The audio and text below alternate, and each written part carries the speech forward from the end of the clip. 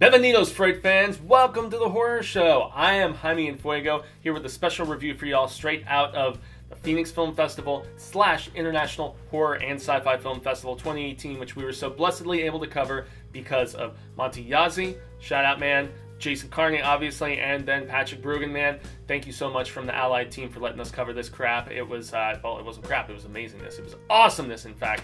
And yes, I am talking today about Chimera. Yes, interesting name. Do you know the history behind it? Of course you do, or so I would hope. But this is from a first-time director named Maurice Bragans. I'm totally butchering your name, Maurice, and I'm so sorry, man. You did a great Q&A along with two members of the cast at the Phoenix Film Festival. It was insightful, especially for the fact that you told all of us that you had always kind of been interested in film and enjoyed it and so on and so forth, but you, as a late 40s man, decided you wanted to make a movie, and that movie was this film, Chimera. And it's one that's more on the sci-fi side than the horror side, as I must admit, but it had an injection enough of horror at certain points that, you know, hey, it's free range for us to cover here. So Chimera was a film about this doctor who is on the upside of just, like, you know, cloning and just trying to use, well, not even so much cloning, like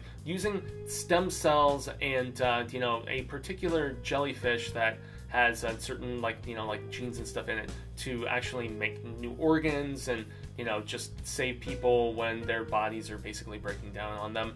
It was thought-provoking science fiction. A lot of the time, sci-fi kind of eliminates the science part, and this one was really hefty with it. It was heavy-handed, and it, at least to my undiscerning, you know, intellect, I guess, seemed very well plotted and well thought out.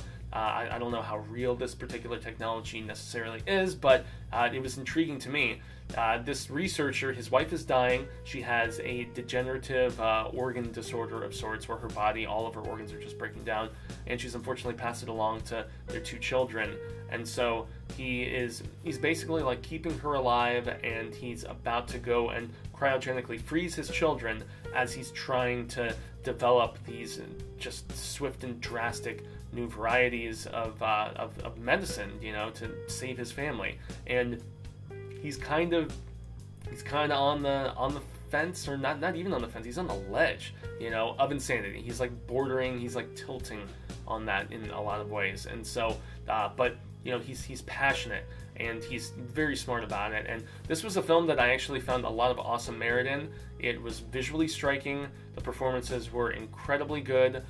There was a little bit of a cheese factor with a company that he used to work for, that he still kind of needs their help to proceed with his research properly. But aside from that, I thought everything else was very impressive and very well done. A terrific debut for a science fiction director, and I know he is attempting to find funding for his next feature that he hinted at the Q&A that he did with us. So yeah, if we're going to segue into story, you already heard me mention a little bit of it already, but yeah, to continue his research, he needs to, first he consults this woman that, you know, his wife is pretty much dead, or so everybody presumes is dead, and you know, he has what you think is kind of a romantic thing with a girl at the company that he used to work for. It's another biogenetics, you know, kind of entity of sorts. And so he's in contact with her to try to get, you know, some stem cells and further his research and some other things. But lo and behold, the only way that he can really proceed with it is if he decides to get back into bed, not literally speaking, but with the head of this company that he just despises this woman, and she has a dying husband, and so therein lies where there's a mutual interest of he's trying to save, you know, members of his family, and she is trying to save her husband who is on the verge of death, and they kind of get back into business with each other. But she is essentially the villain of this piece, and one of her droogs is the super tall chick from American Horror Story Freak Show. So she has been on the channel before, and she was an awesome interview and very insightful and very cool. So yeah, she is like her European henchman, you know, her dispatcher, you know, the woman who goes and, you know, lays down the law and, you know, does all of the dirty work, so to speak. So that's essentially all that I can reveal to you without really spoiling anything, the acting was pretty damn top notch. I have to say, there was a similar, like, you feel for him, but almost a borderline maniacal kind of craziness that,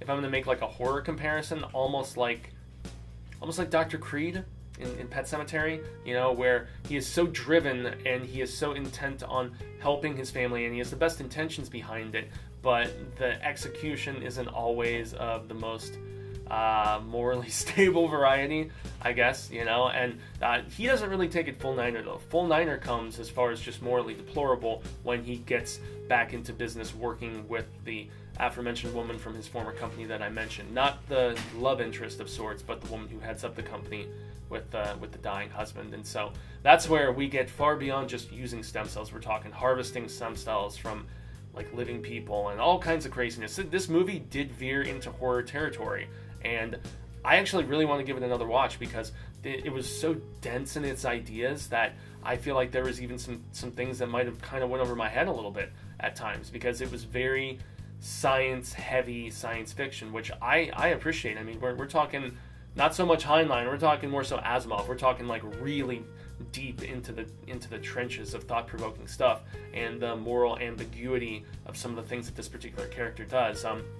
His family, great performances.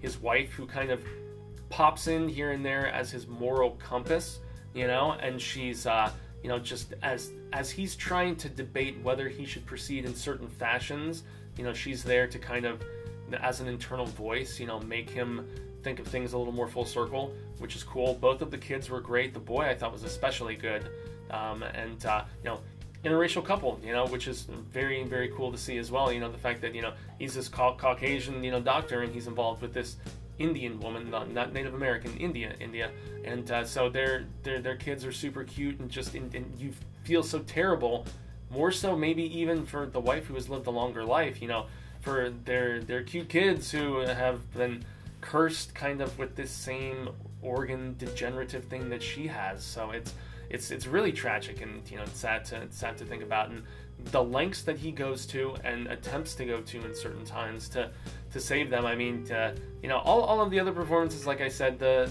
kind of love interest, you know, she's okay. The British chick that you can tell he has a history with, but bottom line, it's the core of the family that gives the best performances in this film. Everyone else is solid, but not quite as memorable, I guess you could say. If we're going to jump into practical and cinematography, the set design especially was terrific. This facility that he works at was so implicitly put together, so detailed, and it really felt like a not too distant future area where this sort of research would be going on. We saw a few films at this festival where the set design was very pedestrian and just not very good. This film did an impeccable job of making you feel like everything was real. And so that's something that I have to, you know, tip my hat to and give credit to. There wasn't really a lot of gore or anything, with the exception of just a couple scenes, you know. One in particular where there's kind of a showdown between him and the woman who heads up the rival, like, you know, bio company that he used to work for. There we actually got some decent stuff going down. But aside from that, I mean, good makeup effects for his dying wife, and she did a Q&A along with the director and the other actress from American Horror Story that I mentioned. So you know, the set design is where I especially have to credit, and it was filmed very well, especially for a first-time filmmaker. Whether he was behind the camera as much as his cinematographer, that I don't obviously know, but it was very slick. You know, I've seen enough low-budget sci-fi or channel, you know, just to know when things do not look as proper as they should. And this, they took the time, they spent the money, and they did a hell of a job. Music was, I mean, music, sound effects, whatnot, they were all what they needed to be, but it's not like there was an inherently memorable score or anything like that. But that's not the point. This is really heavy, just deeply rooted, thought-provoking science fiction, and that's why I appreciated it so much, because I was a sci-fi kid before I was a horror guy, and there's, once again, enough horror elements within this to, you know, make it worthwhile for us to talk about here. So, once again, I extend a grande gracias, and I definitely recommend watching Chimera. It's a film that will sit with you afterwards, especially with the ending that I can't divulge and, you know, spoil for you guys. The ending is great, and it's one of those endings where you're just like, oh, Okay, yeah, that's happening. All right then. So yeah, make sure to like, share, and subscribe to this video. If you are watching it and you enjoyed it, hit the bell so that you get all of the notifications about all of the cool stuff that we do here on the Horror Show, whether it's film reviews like this, trailer reactions, coverage of festivals, obviously, like, you know, in conventions like the one that you saw us here, and saw us here doing, I should say. And yeah, until next time, remember, Fright fans, you stay scared.